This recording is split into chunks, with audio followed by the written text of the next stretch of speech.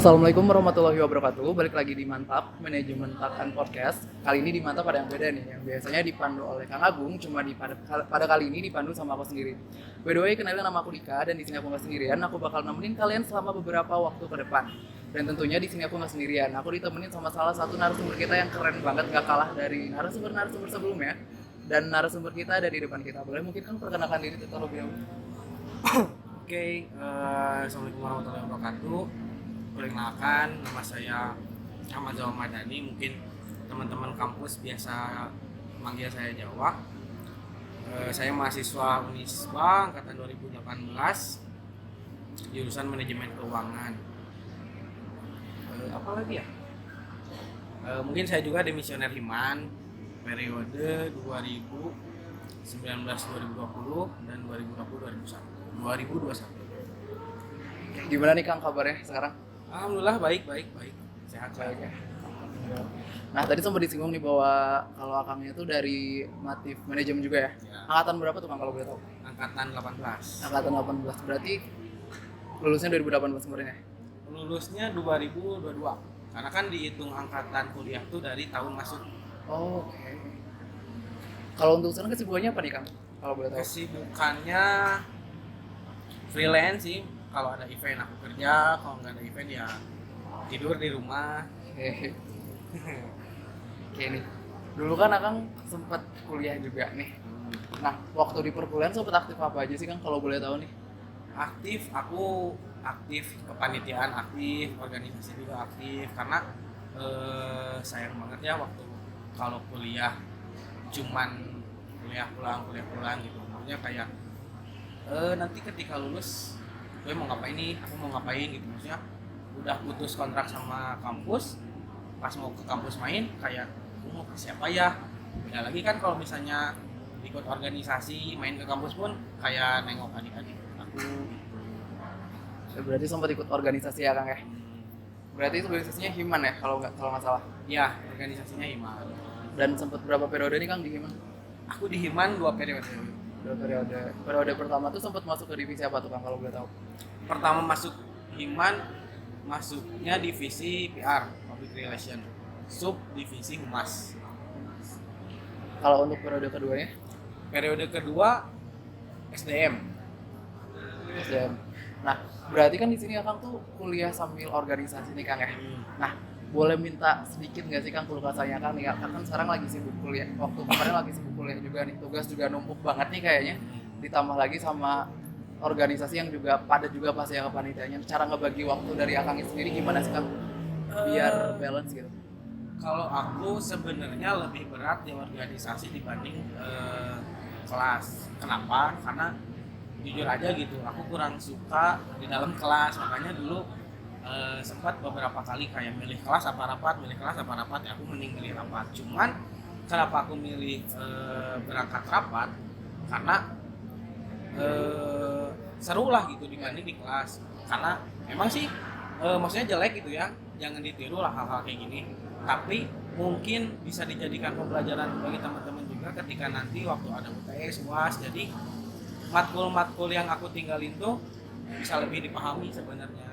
Terus kalau bagusnya ketika kita ada kesibukan double kayak kuliah dan organisasi, kita tuh harus punya circle yang dimana ya yang ini circle organisasi, yang ini circle mata kuliah gitu.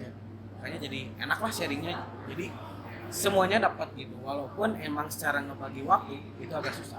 Tapi kan kayak info-info kayak dari teman-teman circle matkul nih ada info, ada tugas, deadline hari ini jam segini, kitanya jadi lebih bisa prepare dibanding kalau kita nggak punya circle mata kuliah, kita nggak tahu info gitu, kayak ada tugas nggak ya, deadline-nya kapan ya. Berarti waktu Himan tuh di periode pertama di semester berapa tuh Kang? Kalau boleh tahu? Semester 3, iya semester 3. Semester 3. Itu periode pertama. Berarti untuk pemilihan konsentrasi sendiri itu di semester berapa ya Kang kalau boleh tahu? Pemilihan konsentrasi itu kalau nggak salah semester 5 ya, karena kan semester 3, semester 4 tuh ada matkul kayak matkul penjurusan gitu. Penjurusan. Berarti di periode kedua ya Kang ya? Di Himan? Iya, periode kedua. Oke. Dan Akang milih konsentrasi manajemen. Manajemen manajemen keuangan. Kenapa tuh Kang kalau boleh tahu kira-kira? Nah ini sebenarnya agak seru juga dan emang kurang patut dicontoh. Karena ada beberapa konsentrasi yang aku nggak mau lagi ketemu dosennya. Gitu. Alasannya simpel sih. Yeah.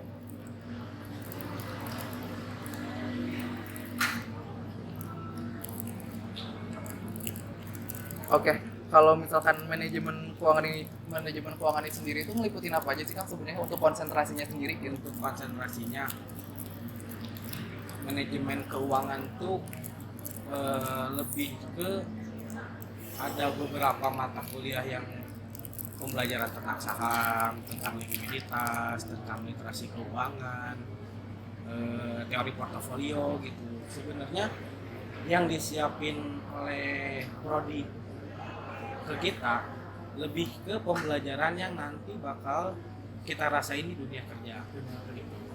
Mungkin ya kayak waktu masih kuliah kayak ngeluh gitu, kenapa sih matkulnya susah, kenapa sih matkulnya susah gini, hitungan dan lain segala macam. Cuma nanti pas kalian masuk dunia kerja itu pasti bakal kepake lah. Kepake banget. Contoh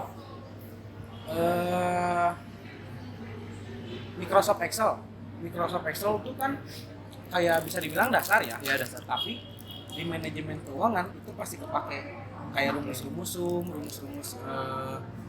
apa ya, kemarin itu sempat belajar, aku lupa namanya, pokoknya kalau kita mau masuk kerja di bank posisinya teller itu ada tes Excel kalau nggak salah. Tes Excelnya gitu. Jadi masih ada keterkaitannya gitu ya Kang. Nah, kadang nih kan kayak misalnya aku masih semester 3 nih sekarang, melihat manajemen keuangan sendiri itu kayak masih pusing sama kan datanya juga gitu, kayak masih ribet banget gitu sama hitung-hitungannya. Itu sepusing itu nggak sih Kang sebenarnya? Sebenarnya kalau masalah pusing atau enggak, balik lagi ke diri pribadi ya. Ada beberapa orang yang emang concern dan suka di bidang hitung-hitungan, ada yang enggak gitu. Aku juga masuknya salah satu orang yang concern di bidang hitung-hitungan gitu, karena mungkin di awalnya dari SMK jurusan teknik gitu, yang dimana awalnya ketipu juga dibayangin cuman ngoprek mesin dan lain-lain, tapi ternyata di balik itu ada kimianya, ada fisikanya, kan itu pasti ada hitungan nih. Nah makanya dari situ juga mulai suka ke hitung-hitungan, dengan catatan tahu cara ngerjainnya. Oke. Berarti nggak tergantung dari diri kita sendiri sih Kang sebenarnya. Nah, untuk prospek kerjanya sendiri nih Kang di manajemen keuangan kan biasanya kalau misalnya orang yang belum tahu nih pasti mikirnya kayak oh bakal kerjanya di Embedded Bank, di bank nih, atau misalkan dia berkaitan dengan keuangan lagi gitu. Prospeknya sebesar apa sih Kang kalau misalnya kita masuk dan ngambil konsentrasi dari manajemen keuangan ini sendiri? Prospek kerja manajemen keuangan tuh bisa dibilang luas. Kenapa aku bilang luas? Karena manajemen keuangan tuh agak beririsan sama akunting. Nah, kita bisa masuk ke ranah akunting, kita bisa masuk ke ranah finance, kita bisa masuk ke ranah HRD. Kenapa HRD? Karena kita sebagai pelaku manajemen keuangan tahu nih mana pos-posan yang lebih tepat untuk dimasukin. Contoh, ketika di dunia kerja kita dikasih anggaran sekian juta, nah kita tuh harus bisa membaginya dari sekian juta ini, apakah progres yang dipercayakan oleh bos ke kita bisa tertutupi semua dari anggaran, atau malah kurang, atau malah lebih. Nah itu salah satu fungsi manajemen keuangan di dunia kerja. Mungkin penjabarannya terlalu luas ya, dipersempit lagi ketika kita kuliah lah. Kita kuliah, terutama anak rantauan gitu yang uangnya mungkin bulanan atau mingguan. Nah itu kan banyak nih mahasiswa yang belum habis termin waktunya, uangnya udah habis, minta lagi ke orang tua. Kan kayak kasihan juga nih orang tua dipintain duit terus sama kita. Tapi kan kalau kita melek ke manajemen keuangan, khususnya literasi keuangan, kita bisa tahu nih mana uang kita buat hemat, mana uang kita buat jalan-jalan, mana uang kita buat makan dan lain-lain segala macam. Itu bisa kita atur lah flow-nya. Ya mungkin di awal bulan nih yang ngirit-ngirit dulu aja gitu di akhir bulan kita mau senang-senang ya kan ada sisa yang ngirit-ngirit ini ya bisa dipakai gitu ya lebih baik kita nyisihin buat ditabung karena kan apalagi kalau rantauan ya nggak tahu nih bakal ada apa Iya. harus punya dana darurat siapapun sih dana darurat